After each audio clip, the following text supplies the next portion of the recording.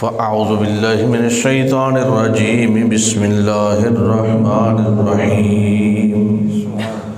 قالوا انا للہ وانا الیہ راجعون صدق اللہ مولانا العظیم وبلغنا رسولہ النبی الکریم ونحن علی ذلک لمن الشاہدین والشاکرین والحمد للہ رب العالمین ان اللہ وملائکتہ یصلون علی النبی یا ایہا الذین آمنوا صلوا علیہ وسلموا تسلیما اللہم صلی علی سیدنا ومولانا محمد معدن الجود والکرم وآلہ وبارک وسلم پڑھئے ایک مرتبہ صلاۃ و سلام علیک یا سیدی یا رسول اللہ وعلا آلک و اصحابک وسلم علیک یا پڑھئے ایک مرتبہ صلاۃ و سلام علیک یا سیدی یا رسول اللہ وعلا آلک و اصحابک وسلم علیک یا اشرف الانبیاء والمرسلین مولا صلی وسلم دائما ابدا علی حبیبک خیر الخلق کلہم یا اکرم الخلق مال من علوذ به سواک عند حلول الحادث العممی یا رب بالمصطفى یا رب بالمصطفى یا رب بالمصطفى بلغ مقاصدنا واغفر لنا ممضى واسع الکرم کوئی بن گیا رونق پکھیاں دی کوئی چھوڑ کے شیش محل چلیا کوئی بن گیا رونق پکھیاں دی کوئی چھوڑ کے شیش محل چلیا کوئی پلیا ناز تے نخریاں وچ کوئی ریت گرم تے تھل چلیا کوئی بھول گیا مقصد آون دا کوئی کر کے مقصد حل چلیا ایتھے ہر کوئی فرید مسافر ہے کوئی اج چلیا کوئی کل چلیا حمد و صلاۃ کے بعد معزز و محتشم حاضرین و سامعین گرامی قدر میں اور آپ سب جناب حاجی غلام محمد صاحب مرحوم کے اصالِ ثواب کے لیے یہاں حاضر ہیں اور ان کے بیٹوں سے جناب چودھری رفاقت صاحب جناب چودھری حاجی سخاوت علی صاحب کے ساتھ تعزیت کے لیے حاضر ہوئے ہیں مجھے محب گرامی قدر مخلص و مجسم جناب حضرت علامہ مولانا حافظ قاری اختر علی صاحب نے حکم فرمایا بندہ ناچیز نے وعدہ کیا آپ کی خدمت میں حاضر ہے محترم عزت مآب جناب بابا جی قبلہ غلام محمد صاحب زیدہ مجدہ بھی تشریف فرما ہے آپ سب احباب بھی تشریف فرما ہے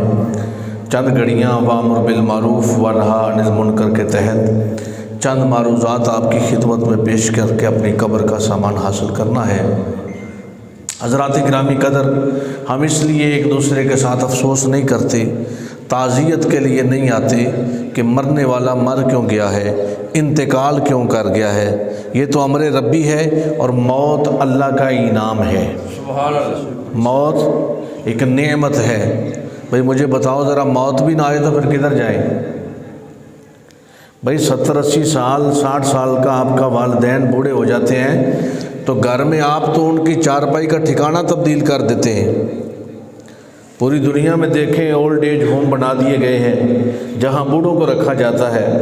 تو آج ہمارے ہاں کیا طریقہ کار ہے کہ بابا جی کی چارپائی برآمدے میں کر دو اماں جی اب بوڑھے ہو چکے ہیں ان کی چارپائی برآمدے میں کر دو یہ تو انگریز نے ہمیں سکھایا تھا اولڈ ایج ہوم میں جانے کے لیے مصطفیٰ نے تو سکھایا ہے ہر روز صبح اٹھ کے والدین کے چہرے کی زیارت کر مقبول حج و عمرہ کا ثواب ملتا ہے یہ تو انگریز نے سکھایا ہے کہ سال میں ایک دن کے بعد مدر ڈے ہے فادر ڈے ہے یعنی اپنا ویلنٹائن ڈے ہے یہ مختلف ڈیز انگریز نے ہمیں سکھائے ہیں اسلام نے ہمیں قرآن نے ہمیں مصطفیٰ کے فرمان نے ہمیں یہ سکھایا ہے کہ ہر دن مدر ڈے ہے ہر دن فادر ڈے ہے فرمایا صبح اٹھ والدین کے چہرے کی زیارت کر میں ابھی حال ہی سے عمرہ کی سعادت اللہ نے عطا فرمائی اکثر جاتا رہتا ہوں اللہ کی توفیق کے ساتھ، تو ہم وہاں سعی کر رہے تھے، تو سعی پہ آپ کو پتہ ہے جن لوگوں نے عمرہ کیا ہے تو کافی بندہ تھک چکا ہوتا ہے، کافی مشقت ہوتی ہے۔ تو میرے ساتھ کچھ دوست تھے، میں نے کہا دیکھو ہم نے عمرہ کیا ہے، 2-4 لاکھ روپیہ بھی خرچ کیا ہے، اس کے بعد بھی یہاں کتنی مشقت ہے، ابھی ہم صفا مروہ کی سعی کر رہے ہیں، عمرہ ابھی مکمل نہیں ہوا، ہم تھک چکے ہیں۔ میں نے کہا قربان جاؤں میرے مصطفیٰ کے فرمان پر، وہ کسی نے کہا تھا کہ عقل کو دوڑا دوڑا کے تھکایا ہم نے، کوئی دین محمد سا نہ پایا ہم نے۔ ایک اے سی والے کمرے سے ہم نکلتے ہیں، دوسرے اے سی والے کمرے میں جاتے ہیں، بوڑھے والدین کے چہرے کی زیارت کرتے ہیں۔ فرمایا گیا مقبول حج و عمرہ کا ثواب ہے۔ سن میرے مصطفیٰ کا فرمان، سرکار فرماتے ہیں جس گھر میں سفید داڑھی والے بابا جی، سفید بالوں والی ماں ہو، وہ اولاد کو دعا نہیں مانگنی پڑتی، اللہ اپنی رحمتوں کا نزول فرماتا ہے۔ سفید بالوں کی میرا رب حیا فرماتا ہے، سفید بالوں کی میرا رب حیا فرماتا ہے۔ پوچھئے یہ چوری رفاقت صاحب سے، حاجی سخاوت صاحب سے، کہ جس دن سے ان کے والد فوت ہوئے، انتقال کر گئے ہیں، گھر میں رہتے ہوئے اسی بیڈ پر سوتے ہوئے نیند مکمل نہیں آتی، دل کو سکون نہیں ہوتا، اطمینان نہیں ہوتا، اس کی وجہ کیا ہے؟ گو کہ یہ کاروبار کرتے تھے، تجارت یہ کرتے تھے، پیسے یہ کماتے تھے، لا کر ان کو دیتے تھے، لیکن ایک ایسا سکون تھا دل کے اندر کہ میرا باپ گھر میں موجود ہے، میرا باپ گھر میں موجود ہے۔ وہ کسی نے کہا تھا کہ باپ موجود ہو تو چبھا ہوا کانٹا بھی درد نہیں ہونے دیتا، کانٹا بھی چبھ جائے تو تکلیف نہیں ہوتی۔ اچھا ایک بڑی بات دنیا داری کی بات ہے، اور آپ سب اس بات پہ بڑا غور فرمائیں، بڑی بندہ پریشانی کے عالم میں ہو، بڑی تکلیف ہو، بندہ تھکا ہارا، دنیا کا مارا، کاروبار کا مارا، نقصان کاروبار میں، تجارت میں گھاٹا پڑ گیا، جب بندہ گھر آ کر تھوڑا پریشان ہوتا ہے نا، دل میں ملال ہوتا ہے اس دکھ کا، اس تکلیف کا، اس گھاٹے کا، اس نقصان کا، تو باپ ہلکی سی تھپکی دے کے جب کہتے ہیں چالو پترا خیر ہے، عمر سیدھا بندے تجربہ کار بندے بیٹھے ہو، خدا دی قسمیں بندے دی تھکاوٹ بھی اتر جاندی ہے تو وہ دکھ بھی بھول جاندہ ہے، صرف ایک جملے میں چالو پترا خیر ہے، چالو پترا خیر ہے۔ آؤ امام الانبیاء کے غلاموں، اب موت کی نام ہے، میں نے یہ بات کی تھی آپ کے ساتھ، موت کی نام ہے، اللہ کا یہ تحفہ ہے، لیکن موت کا تحفہ ہر کسی کے لیے تحفہ نہیں ہے۔ موت تو ابو جہل و ابو لہب کو بھی آئی ہے، موت تو عتبہ شیبہ کو بھی آئی ہے، تحفہ کس کے لیے؟ تحفہ صدیق اکبر کے لیے بنا یا ان کے غلاموں کے لیے بنتا ہے؟ تحفہ مولا علی شیر خدا کے لیے بنا یا اس کے غلاموں کے لیے بنتا ہے؟ سن بلال حبشی، ابو جہل و ابو لہب، موت آئی، مر گئے، ایک کی قبر پہ لیٹرینے ہیں، دوسرے کے بارے میں رب کا قرآن کہتا ہے تبت یدا ابی لہب و تب، رنگ کا کالا ہے، ہاشمیوں کے مقابلے میں حبشی ہے، آقاؤں کے مقابلے میں غلام ہے، امیروں کے مقابلے میں مفلس ہے، تنگ دست ہے، نہ مکے میں مرا نہ مکے میں پیدا ہوا، رنگ کا کالا ہے، حبش کا رہنے والا ہے، موت کا وقت ہے، بستر مرگ ہے، اہلن و سہلن مرحبا، آ موت مجھے سینے سے لگا۔ جناب بلال کی موت کا وقت ہے، کیا؟ جناب بلال کی موت کا وقت ہے، اہلن و سہلن مرحبا، آ موت مجھے گلے لگا۔